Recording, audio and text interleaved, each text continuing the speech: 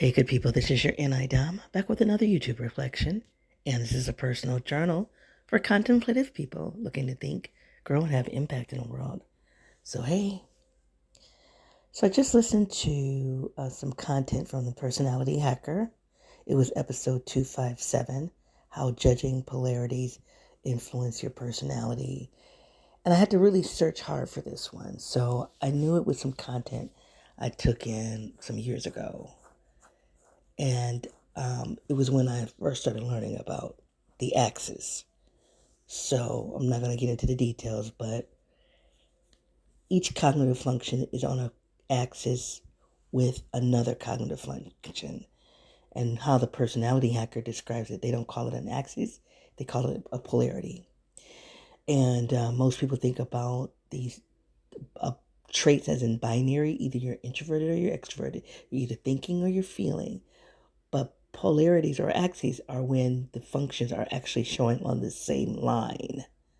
And they have a different focus, but they're connected to each other. And you'd never really experience one without the other. You know, you guys know I don't bill myself as an expert. I take in personality theory to kind of help me to grow and to have greater impact in the world. Okay, so that's just all I'm going to say about that. But I was looking for this episode today, even though I had consumed it a few years ago, but over the last few days, I'm like, you got to go back and find it. Didn't know the name of the episode because where I've been in my podcast is around.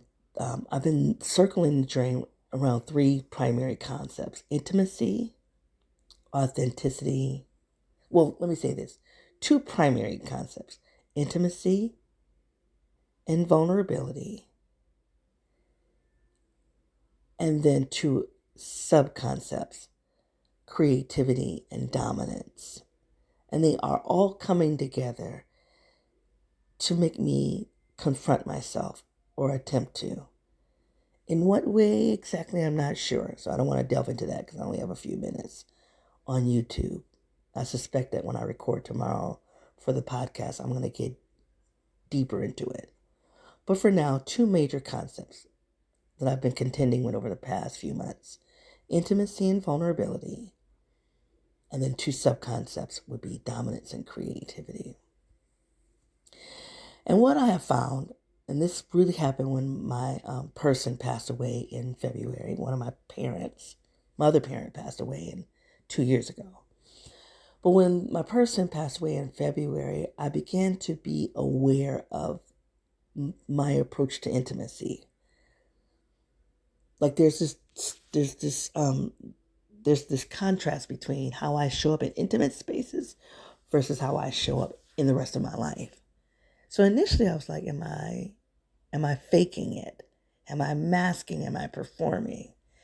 And how I've concluded, at least as of today, is that the intimate me is this private place where I'm more in touch with my introverted feeling.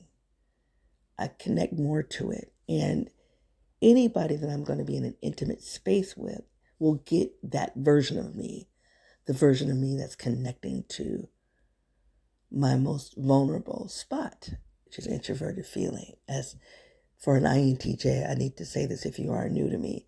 For the INTJ, the introverted feeling FI is third in our stack. So that's kind of how I've made peace. That I do when I'm doing intimacy, that's when I'm allowing for my greatest vulnerability and a connection to the FI.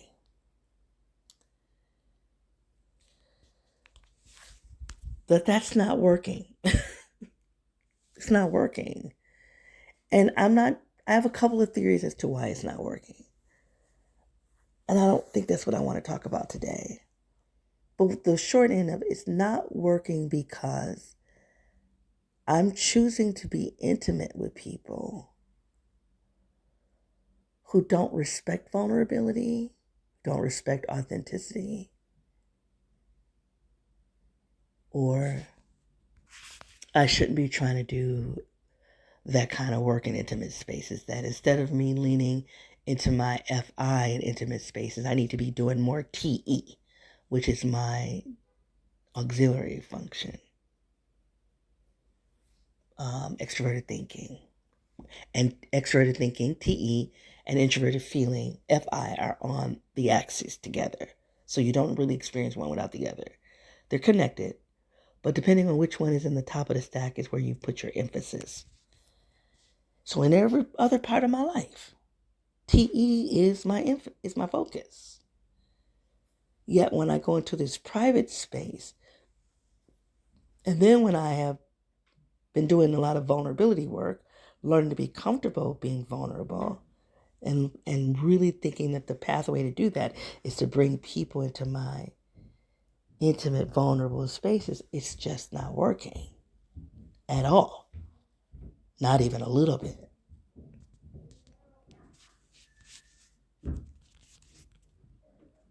So I've been wrestling with that. And if you go to the podcast and you look at the episodes from this season, which started in August of this year, you're going to see that theme circling, resurfacing. And so I decided today to finally say, okay, let's just look more into this polarity. Let's just look more into this relationship between TE and FI to see if I'm missing something. And there's one thing I want to say, and even though I don't want to get too deep into this, I want to say the one theory is that I shouldn't be doing FI in intimate spaces.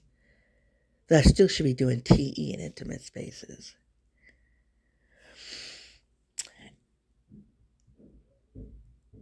And that isn't an idea that repulses me. I'm not repulsed by that idea.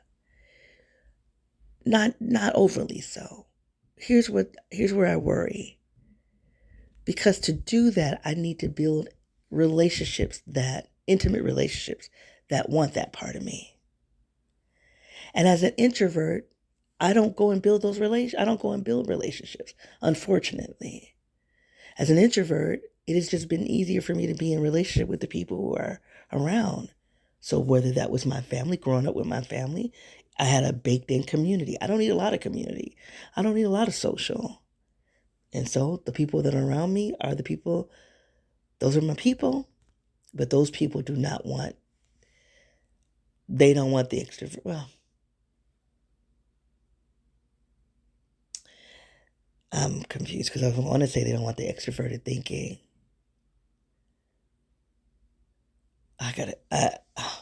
I'm really determined to do this in 15 minutes. I don't know, because I wanted to say that they don't want that. And yet now I feel like I need to challenge that a little bit, interrogate that a little bit, and I'm not sure why.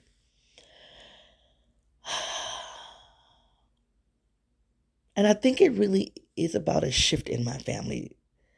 So the family that I had up until my 40s, I would say my late 30s, early 40s, embraced the extroverted thinking part of me, because the extroverted thinking part of me was about producing big things.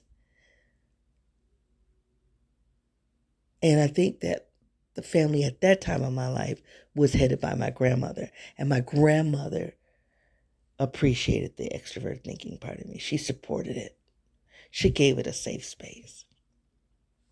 Well, my grandmother passed when I was in my mid to late 40s. And I've experienced a lot of deaths. I don't want to go into that now, but it's like each person that has passed has been a person to some extent that has embraced my extroverted thinking. The family members that I have left, at least the elders, no. Those are feel FE. Mm-mm. Their FE, their FE and my TE. Mm-mm. It's just not colliding. It's not aligning. It's clashing. So that's probably why I'm struggling with this idea of family, because my family has shifted with these major deaths. And as it shifted, I became more introverted.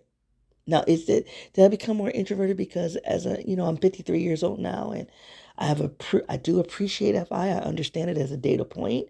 I have experienced my world flipping upside down because I didn't acknowledge FI. So I've learned to be more responsible with it. I've matured in it. I'm not perfect, but I have a greater respect for it, because if I don't respect it, it will bite me in the ass. So either that happened or the fact that my family dynamic changed as it, people left and new people stepped forward to lead that were not compatible to my FE. Excuse me, my TE. So I'm not really sure. I don't really know that. I don't have the answer. And I don't necessarily think that that's necessary for this reflection right here. But that's the question I'm having. What do I do in intimate spaces? Am I supposed to do more TE? Or am I supposed to do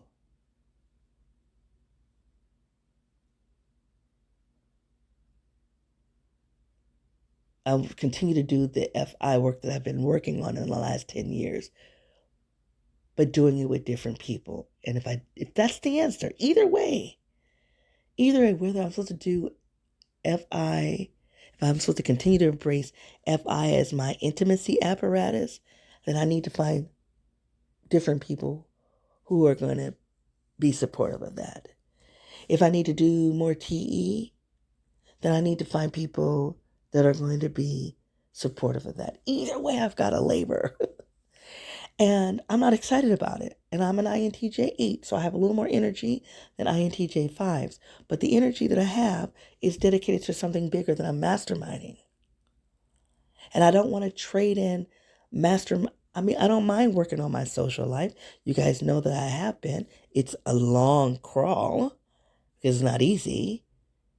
But ultimately, because I don't want to it's not my priority. My priority is this thing that I've been masterminding. So there are more things I want to say. And maybe I'll come and do a part 2. Because there were some things when I listened to that episode. That's my point. There's some things that I listened to that episode. It did not help me answer the intimacy question. But it did give me some insights that I really wanted to process and share with you all. So I am going to do a part 2 and come back and say, kind of just talk about some nuggets that I got from that episode. It doesn't really help me deal with the intimacy dilemma of it as an INTJ being auxiliary TE, tertiary FI, but it did give me some other nuggets to chew on. So I'll be back for a part 2. But if you're new to this project, this is a personal journal where I process my inner and my outer worlds. I do so by using personality theory. The 2 theories I use the most are the Myers-Briggs and the Enneagram, pushing those 2 systems together. As I already told you, I'm an INTJ 8. I have a number of other disclaimers that I don't give in the YouTube reflections. You have to go to my podcast or my website. But for now, I want you to know that this project is unedited and it's unscripted. To know more about it or me, go to my website at youranidom.wordpress.com. All right, I'm not going to give an assignment. I do that on the podcast. I don't do that on the YouTube channel. But I'm going to hit the pause button and go get my notes and come back in for part 2 and share with you all some of the interesting nuggets that I got from listening to that episode from Personality Hacker.